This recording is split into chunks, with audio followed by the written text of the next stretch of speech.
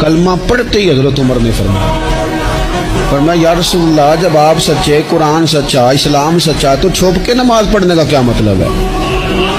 فرمایا ابھی تعداد ہی کوئی نہیں، 40 تو مسلمان ہیں۔ عرض کی حضور مہربانی کریں نا، آپ صرف اجازت دیں۔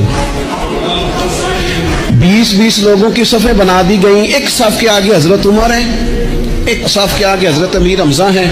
جناب عمر کہنے لگے چونکہ آپ اللہ کے رسول ہیں تو لہذا نماز بھی آج اللہ کے گھر میں پڑھی جائے گی۔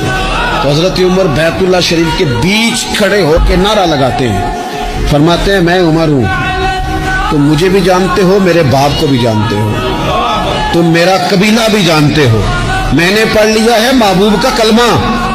اب جس نے بچے یتیم کرانے ہو اور اپنی بیوی بیوہ کرانی ہو وہ آئے اور مجھے روکے۔ یہ محبوب اللہ کے ہیں اور گھر بھی اللہ کا ہے، تو نماز بھی آج اللہ کے گھر میں پڑھی جائے گی۔